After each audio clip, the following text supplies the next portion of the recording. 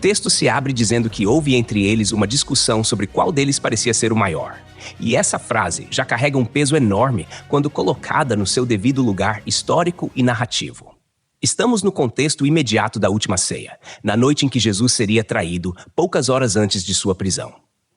O ambiente não é neutro nem casual. É um momento carregado de solenidade, expectativa messiânica e tensão espiritual. Ainda assim, entre os discípulos surge uma disputa, uma conversa atravessada, quase constrangedora, sobre grandeza. O verbo usado sugere uma contenda real, não apenas um comentário leve, mas uma rivalidade, algo que revela o quanto eles ainda estavam imersos nas categorias comuns do mundo à sua volta. No judaísmo do período do Segundo Templo, a ideia de grandeza estava profundamente associada à honra, precedência, reconhecimento público e posição. Os discípulos, formados nesse caldo cultural e também influenciados pela estrutura greco-romana de poder, ainda imaginavam o reino em termos visíveis, hierárquicos e políticos. Eles criam que Jesus era o Messias, mas ainda não compreendiam plenamente a natureza do seu reinado. E por isso, a pergunta sobre quem era o maior nasce de uma expectativa equivocada sobre o que estava prestes a acontecer. Quando Jesus responde, ele não ignora a discussão, nem a trata como algo irrelevante. Ele entra diretamente no assunto e começa dizendo que os reis dos povos dominam sobre eles, e os que exercem autoridade são chamados de benfeitores. Aqui, Jesus faz uma leitura crítica do modelo político vigente. No mundo greco-romano, especialmente sob o domínio romano, era comum que governantes se apresentassem como benfeitores, protetores do povo, mesmo quando exerciam poder de forma opressiva. O título de benfeitor era usado como propaganda política, criando a aparência de generosidade, enquanto na prática se mantinha um sistema de dominação. Jesus não está elogiando esse modelo, mas expondo sua lógica interna.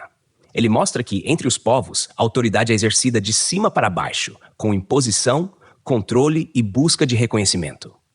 Esse tipo de liderança se alimenta da honra pública e da distância entre quem manda e quem obedece. Em seguida, Jesus estabelece uma ruptura clara ao afirmar que entre vocês não é assim. Essa frase marca uma fronteira. Ele não propõe apenas uma adaptação do modelo vigente, mas uma inversão completa.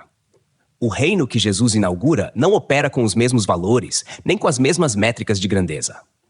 Quando ele diz que o maior entre vocês seja como o menor, ele não está sugerindo falsa humildade ou encenação de simplicidade, mas redefinindo o conceito de grandeza. No contexto do primeiro século, o menor era aquele sem prestígio, sem voz, sem honra social. Era quem servia, quem não tinha lugar à mesa, quem não era consultado. Ao dizer que o maior deve ser como o menor, Jesus desmonta a escada hierárquica e coloca todos no mesmo nível, afirmando que a verdadeira grandeza se manifesta no esvaziamento voluntário, não na ascensão. Ele reforça essa ideia dizendo que aquele que dirige seja como que serve. O verbo servir, no mundo antigo, estava associado a tarefas domésticas, muitas vezes realizadas por escravos ou pessoas de status inferior. Servir não era algo honroso, era algo necessário, invisível e pouco valorizado.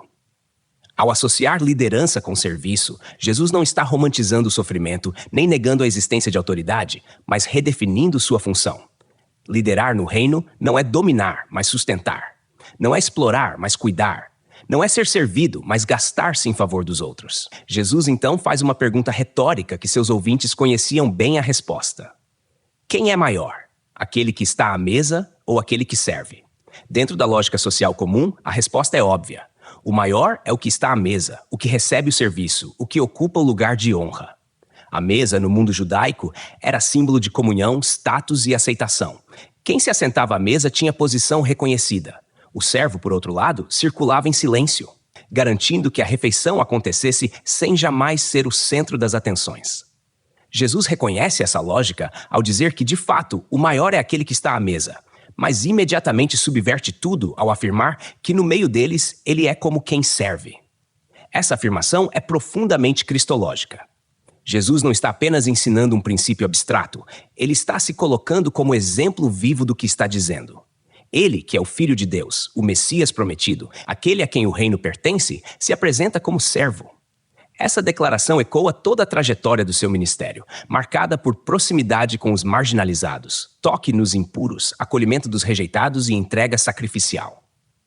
No contexto imediato da ceia, essa fala ganha ainda mais peso, pois ele já havia se colocado à mesa com eles, partilhando o pão e o cálice, sabendo que seria traído, negado e abandonado. A grandeza de Jesus não está em evitar o sofrimento, mas em atravessá-lo em obediência e amor. Quando ele afirma que os discípulos são os que permaneceram com ele nas suas tentações, ele reconhece a fidelidade deles até aquele ponto, sem idealizá-los.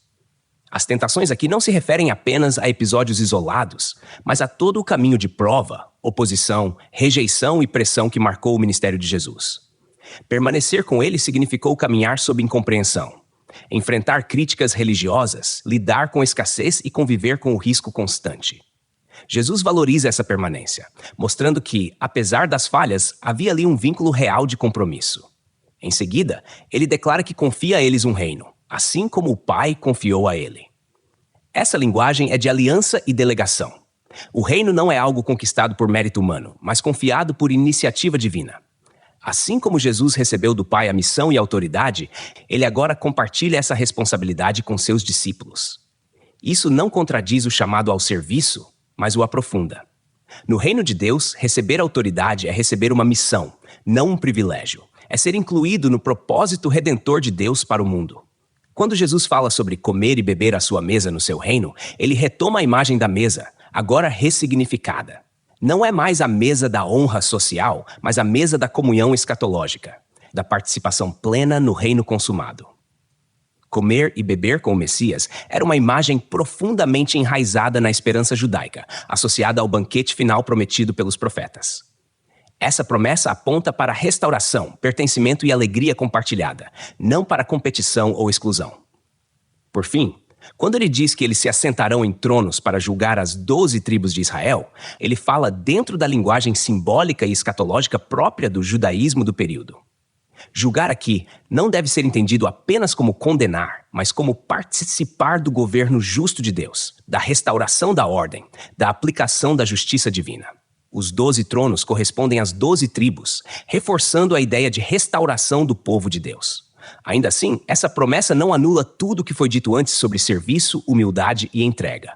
Pelo contrário, ela mostra que, no reino, a honra futura não nasce da ambição presente, mas da fidelidade no caminho do serviço.